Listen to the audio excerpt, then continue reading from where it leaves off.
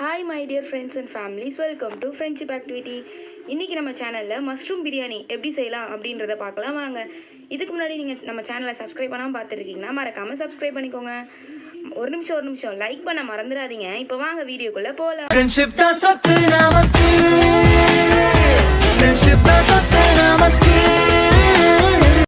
Mushroom பிரியாணிக்கு நம்ம first எண்ணெய் ஊற்றிக்கலாம். பிரியாணிக்கு தேவையான ஸ்பைசஸ்லாம் போட்டுக்கலாம். இப்போ இது நல்லா பொரிஞ்சு வரட்டும். இப்போ நீளமாக வெட்டின வெங்காயம் போட்டுக்கலாம். பிரியாணிக்கு நம்ம வெங்காயம் தக்காளி எந்த அளவுக்கு வதக்குறோமோ அப்போ தான் அதில் டேஸ்ட் இருக்குது. இப்போ இதை நல்லா வதக்கிக்கலாம். வெங்காயம் நல்லா இந்த அளவுக்கு வதங்கிருச்சு.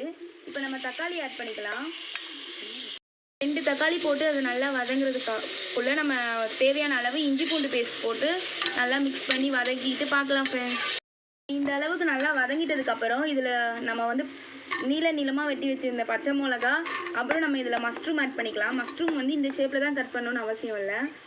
இப்போ இதை நல்லா மிக்ஸ் பண்ணிக்கலாம். போட்டு கொஞ்சம் வதங்கினதுக்கப்புறம் நம்ம இப்போ தயிர் ஆட் பண்ணிக்கலாம். 2 ஸ்பூன் அளவுக்கு நம்ம தயிர் ஆட் பண்ணிக்கிறோம். தயிர் போட்டதுக்கப்புறமா 1 டீஸ்பூன் கரம் மசாலா, 1/2 டீஸ்பூன் காஷ்மீரி மிளகாய் தூள், அப்புறம் மிளகாய் தூள் காரத்துக்கு ஏற்ப, அப்புறம் இதெல்லாம் போட்டு சிக்கன் மசாலா தேவையான அளவுக்கு ஊற்றிக்கலாம். அப்புறம் தேவையான அளவு உப்பு போட்டுக்கலாம்.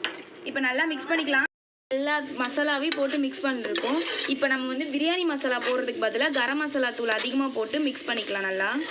அப்புறம் மல்லித்தூள் கொஞ்சம் ஆட் பண்ணியிருக்கோம். அதையும் போட்டு எல்லாத்தையும் மிக்ஸ் பண்ணிக்கி நல்ல கிரேவி கன்ஸ்ட்ரக்ஷன் இதில் மஷ்ரூமில் கொஞ்சம் இந்த டைமில் தான் வேக விடணும். இப்போ மஷ்ரூம் கொஞ்சம் வெந்ததுக்கப்புறம் பார்க்கலாம். மஷ்ரூம் பாதி சுருங்கி வெந்ததுக்கப்புறம் நம்ம 1 கைப்பிடி அளவுக்கு புதினா கொத்தமல்லி ஆட் பண்ணிக்கலாம். இப்போ இதை நல்லா மிக்ஸ் பண்ணிக்கலாம் ஃப்ரெண்ட்ஸ். இப்போ நல்லா இது வதங்கிருச்சு. இப்போ 1 கப் அரிசிக்கு 1.5 கப் தண்ணி ஊற்றிக்கலாம்.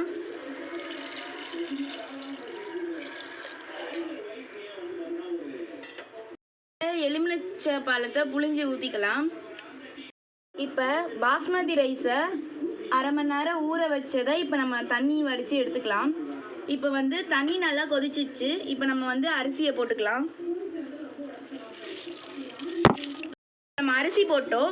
இப்போ தண்ணியில் நம்ம டேஸ்ட் பண்ணி பார்க்கணும். இந்த தண்ணி நம்ம டேஸ்ட் பண்ணும்போது உப்பு கொஞ்சம் அதிகமாகவே இருக்கணும், தூக்கலாக இருக்கணும். அப்போ தான் உப்பு கரெக்டாக இருக்கும்.